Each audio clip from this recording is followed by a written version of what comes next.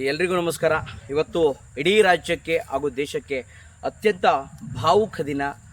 ನಾವೆಲ್ಲರೂ ಕೂಡ ಇವತ್ತು ದಿನವನ್ನು ಹೇಗೆ ಕಳಿಬೇಕು ಅಂತ ಗೊತ್ತಾಗ್ತಕ್ಕಂಥ ದಿನ ಯಾಕೆಂದರೆ ಮಾಜಿ ಮುಖ್ಯಮಂತ್ರಿಗಳು ಎಂ ಕೃಷ್ಣ ಅವರು ಇವತ್ತು ನಮ್ಮನ್ನು ಬಿಟ್ಟು ನಿಧನರಾಗಿದ್ದಾರೆ.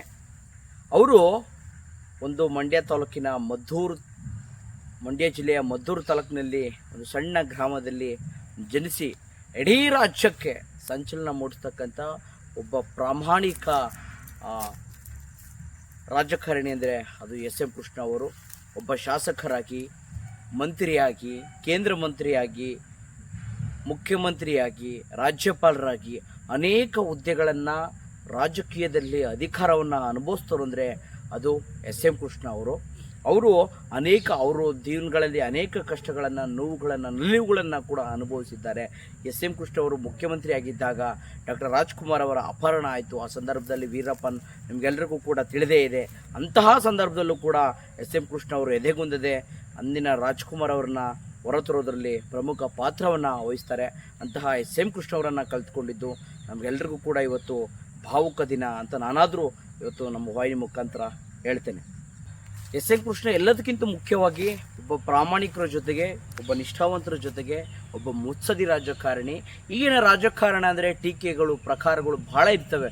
ಮನುಷ್ಯನ ಜೊತೆಗೆ ನಾವು ಕೊಡ್ತಕ್ಕಂಥ ಹೇಳಿಕೆ ಮೇಲೆ ಪ್ರಚಾರಗಳು ಈ ರೀತಿ ಇದ್ದಾಗ ಎಂ ಕೃಷ್ಣ ಅವರು ಯಾವತ್ತಿಗೂ ಕೂಡ ಯಾರ ಬಗ್ಗೆ ಧ್ವನಿ ಎತ್ತದೆ, ಯಾರ ಬಗ್ಗೆ ಟೀಕೆ ಪ್ರಕಾರ ಮಾಡದೆ ತನ್ನ ಇಚ್ಛೆಯಂತೆ ರಾಜಕಾರಣ ಹೇಗೆ ಮಾಡಬೇಕು ಅಂತ ತಿಳ್ಕೊಂಡಿದ್ದಾರೋ, ಅರ್ಥಕೊಂಡಿದ್ದಾರೋ ಅದು ಈ ರಾಜ್ಯ ಕಂಡಂತಹ ಶ್ರೇಷ್ಠ ಮುಖ್ಯಮಂತ್ರಿ ಎಂ ಕೃಷ್ಣ. ಹಾಗಾಗಿ ಅಂತಹ ಇವತ್ತೇನಾದರೂ ಬೆಂಗಳೂರನ್ನ ಸಿಲಿಕಾನ್ ಸಿಟಿ, ITBT ಈ ರೀತಿ ಏನಾದರೂ ನಾವು ಕರಿತೇವೆ ಅಂದರೆ ಅದಕ್ಕೆ ಎಂ ಕೃಷ್ಣ ಅವರ ಪಾತ್ರ ಬಹಳ ಮಹತ್ವವಾದದ್ದು. ಅವರು ಬುನಾದಿ ಹಾಕಿಕೊಟ್ಟಿದ್ದ ರೀತಿಯಲ್ಲಿ ಇವತ್ತು ನಮ್ಮ ಬೆಂಗಳೂರು ಸಿಲಿಕಾನ್ ಸಿಟಿಯಾಗಿ ಅಭಿವೃದ್ಧಿಯಾಗಿದೆ, ITBT ಆಗಿ ಅಭಿವೃದ್ಧಿಯಾಗಿದೆ ಅಂದರೆ ಅದಕ್ಕೆ ಪ್ರಮುಖ ಕಾರಣ ಎಂ ಕೃಷ್ಣ ಅವರು ಕೊಟ್ಟಿರ್ತಕ್ಕಂಥ ಅಭಿವೃದ್ಧಿ ಕೆಲಸಗಳು. ಬೆಂಗಳೂರಿಗೆ ಅವರು ಮುಖ್ಯಮಂತ್ರಿಗಳಾಗಿದ್ದಾಗ, ಉಪಮುಖ್ಯಮಂತ್ರಿಗಳಿದ್ದಾಗ, ಶಾಸಕರಾಗಿದ್ದಾಗ, ಮಂತ್ರಿಗಳಾಗಿದ್ದಾಗ, ಅದಕ್ಕೆಲ್ಲಕ್ಕಿಂತ ಹೆಚ್ಚಿನದಾಗಿ ಕೇಂದ್ರದಲ್ಲಿ ವಿದೇಶಾಂಗ ಸಚಿವರಾಗಿದ್ದಾಗ ಅನೇಕ ಕೆಲಸಗಳನ್ನು ಎಂ ಕೃಷ್ಣ ಅವರು ಮಾಡಿ ರಾಜ್ಯಕ್ಕೆ ತೋರಿಸಿದ್ದಾರೆ. ಅಂತಹ ಒಬ್ಬ ಅಪ್ರತಿಮ ಮುಖ್ಯಮಂತ್ರಿಯನ್ನು ಕಳೆದುಕೊಂಡಿದ್ದು ಇಡೀ ರಾಜ್ಯಕ್ಕೆ ದುಃಖ ಅಂತ ನಾನಾದರೂ ಭಾವಿಸ್ತೇನೆ. ಎಂ ಕೃಷ್ಣ ಅವರ ಬದುಕಿಗೆ ಬರೋದಾದರೆ, ಎಂ ಕೃಷ್ಣ ಅವರು ತಂದೆ ಮಲ್ಲಯ್ಯ ಅವರು ಮಂಡ್ಯದಲ್ಲಿ ಅನೇಕ ಪ್ರಭಾವವನ್ನು ಬೀರ್ತಕ್ಕಂಥ ಒಬ್ಬ ಜನಪ್ರತಿನಿಧಿಯಾಗಿದ್ದರು. ಅವರಂತೆ ಎಂ ಕೃಷ್ಣ ಅವರು ಕೂಡ, ನಾನು ಕೂಡ ನಮ್ಮ ತಂದೆಯವರಂತೆ ಒಬ್ಬ ಅತ್ಯುನ್ನತ ರಾಜಕಾರಣಿ ಆಗಬೇಕು ಅಂತ ಆಸೆಗಳನ್ನ ಇಟ್ಕೊಂಡಿದ್ದವರು. ಅವರು ಶಿಕ್ಷಣವನ್ನು ವಿದೇಶದಲ್ಲಿ ಪಡೆದರೂ ಕೂಡ ಅವರು ಮೂಲತಃ ಬಂದ್ಬಿಟ್ಟು ಮಂಡ್ಯ ಜಿಲ್ಲೆಯ ಮದ್ದೂರಿನ ಸೋಮನಹಳ್ಳಿಯವರು. ಅವರು ಕೂಡ ರಾಜಕೀಯದಲ್ಲಿ ಬೆಳಿಬೇಕು ಎಂಬ ಹಿತಾಸಕ್ತಿಯಿಂದ ಅವರು ಎಷ್ಟೇ ಶಿಕ್ಷಣವನ್ನು ಪಡೆದಿದ್ದರೂ ಕೂಡ ರಾಜಕೀಯಕ್ಕೆ ಪ್ರಾರಂಭವನ್ನು ಮಾಡ್ತಾರೆ. ಎಂ ಕೃಷ್ಣ ಅವರು 1962ರಲ್ಲಿ ಮದ್ದೂರಿಂದ ಇಂಡಿಪೆಂಡೆಂಟ್ ಆಗಿ ಸ್ವತಂತ್ರ ಅಭ್ಯರ್ಥಿಯಾಗಿ ಗೆಲುವನ್ನು ದಾಖಲಿಸ್ತಾರೆ. ಅದು ಸಾಮಾನ್ಯ ಅಭ್ಯರ್ಥಿ ವಿರುದ್ಧ ಗೆಲುವನ್ನು ದಾಖಲಿಸಲಿಲ್ಲ.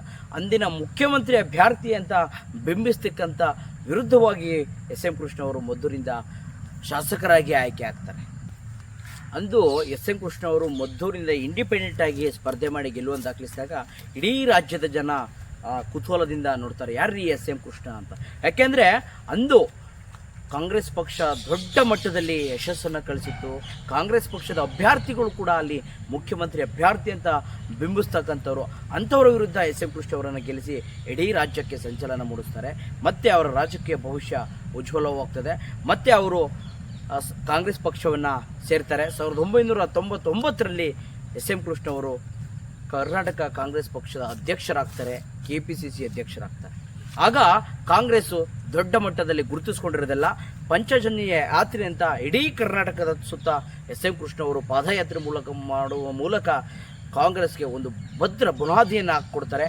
ಆಗ 2004ರಲ್ಲಿ ಎಂ ಕೃಷ್ಣ ಅವರು ಮುಖ್ಯಮಂತ್ರಿಗಳಾಗ್ತಾರೆ. ಮತ್ತೆ ಕಾಂಗ್ರೆಸ್ಸು ನೆಲ ಕಚ್ಚುತ್ತೆ. ಚಾಮರಾಜಪೇಟೆಯಿಂದ ಲೋಕಸಭೆ ಆಯ್ಕೆ ಆಗ್ತಾರೆ ಎಂ ಕೃಷ್ಣ ಅವರು. ಆಗ ಲೋಕಸಭೆ MP ಸದಸ್ಯರಾಗ್ತಾರೆ.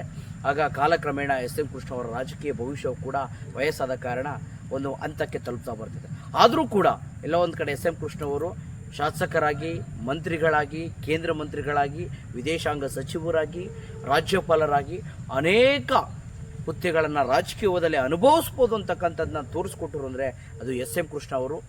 ಅನೇಕ ಅಭಿವೃದ್ಧಿ ಕೆಲಸಗಳನ್ನು ಮಾಡಿದ್ದಾರೆ. ಇವತ್ತು ನಾವು ಹೇಳ್ಬೋದು ಬೆಂಗಳೂರಿನ IT BD ಏನಾದರೂ ನಾವು ಕೊರಿತಾ ಇದ್ದೀವಿ ಅಂದರೆ ಅದಕ್ಕೆ SM ಕೃಷ್ಣ ಅವರ ಪಾತ್ರ ಬಹಳ ಮಹತ್ವವಾದದ್ದು. SM ಕೃಷ್ಣ ಅಂದರೆ ಈ ರಾಜ್ಯಕ್ಕೆ ಒಬ್ಬ ಒಂದು ಶಕ್ತಿ, ಅಜಾತ ಶತ್ರು ಅಂಥವ್ರನ್ನ ಕಳೆದುಕೊಂಡಿದ್ದೇವೆ. ಅವರು ಮತ್ತೆ ಈ ರಾಜ್ಯದಲ್ಲಿ ಹುಟ್ಟು ಬಂದು ಅನೇಕ ಅಭಿವೃದ್ಧಿ ಕೆಲಸಗಳನ್ನು ಸ್ವರೂಪವಾಗಿ ಮಾಡಲಿ ಅಂತಕ್ಕಂಥದ್ದನ್ನ ನಮ್ಮ ವಾಹಿನಿ ಮೂಲಕ ಆಶಿಸ್ತೇನೆ.